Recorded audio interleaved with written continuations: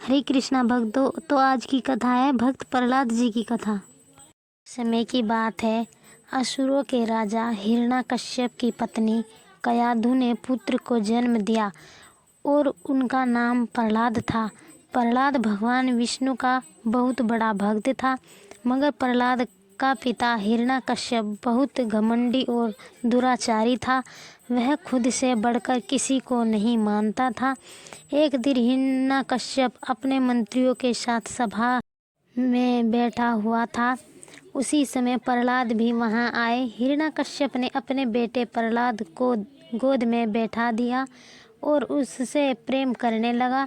हिरण्याकश्यप बोला, बेटा, तुमने अपने गुरु से बहुत कुछ सीख लिया है, उनमें से कुछ अच्छी बातें जरा मुझे भी बताओ।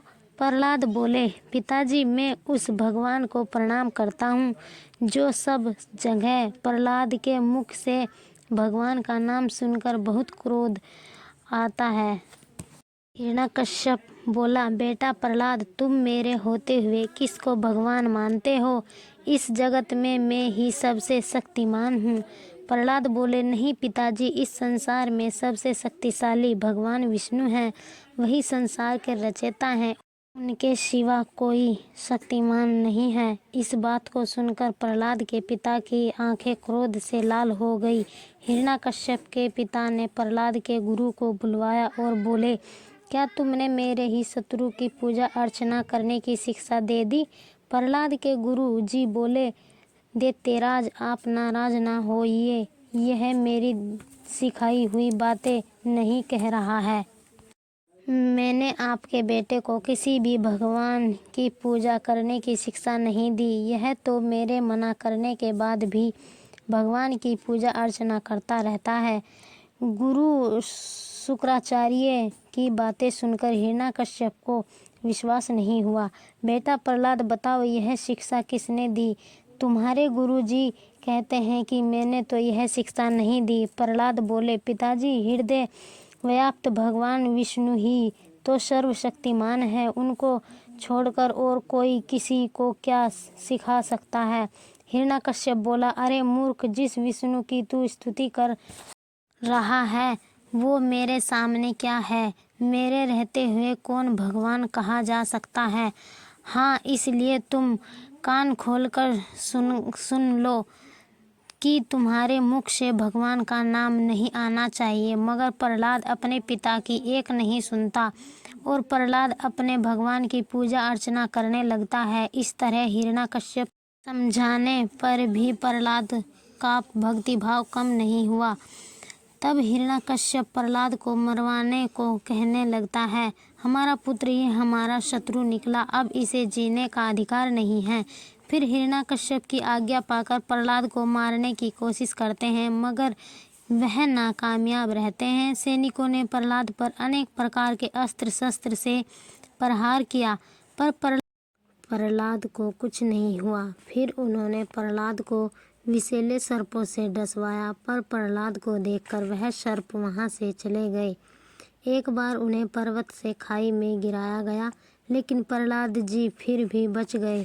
फिर हिरण्याकश्यप ने प्रहलाद को पागल हाथी के सामने छोड़ दिया कि वह हाथी उसे मार देगा, और पागल हाथी ने उन्हें सूंड से उठाकर अपनी पीठ पर बैठा लिया। जब प्रहलाद को मारने के सब प्रयास फेल हो गए, तब हिरण्याकश्यप को बहुत क्रोध आया। इस बार हिरण्याकश्यप ने अपनी बहन होलिका को बुलवाया। हिरण्याकश्यप बोला, बहन होलिका, मैं अपने बेटे प्रहलाद से परेशान हूँ, क्योंकि आगे चलकर यह हमारे कुल का विनाश होगा और मैं उसे जान से मरवाना चाहता हूँ, और मेरी अब तक की सारी कोशिशें नाकामयाब रही हैं। क्या तुम मेरी मदद कर सकती हो? होलिका बोली, भैया, आप। होलिका को भगवान शंकर से वरदान में एक ऐसी चादर मिली थी, उसे ओढ़ने के बाद आग का कोई भी प्रभाव नहीं पड़ता था। एक दिन होलिका प्रहलाद को मारने के लिए आग में लेकर बैठ गई, लेकिन भगवान की कृपा से प्रहलाद को कुछ नहीं हुआ। और निश्चित हो जाइए, अब की बार वह बच नहीं पाएगा, मैं उसे आग में जलाकर राख कर दूंगी। अपनी बहन के मरने के बाद हिरण्यकश्यप क्रोध से फड़फड़ाने लगे। एक दिन हिरण्यकश्यप ने सभा बुलाई, अपने बेटे प्रहलाद को भी बुलवाया और भक्त प्रहलाद को खंबे से बांध दिया और बोला, अरे दुष्ट, जिस भगवान को तू हर पल पुकारता रहता है, वे तुम्हारा भगवान कहाँ है? प्रहलाद जी बोले, पिताजी, मेरे भगवान तो हर जगह स्थित है। फिर वह हंसकर बोला, अच्छा, तो तेरे भगवान मुझे क्यों नहीं दिखाई दे रहे? फिर प्रहलाद बोले कि पिताजी, मुझे तो मेरे भगवान खंबे में भी दिखाई दे रहे हैं। इस बात को सुनकर हिरण्यकश्यप को बहुत गुस्सा आता है और वह खुद को संभाल नहीं पाता और तेजी से खंबे में घूंसा मारा।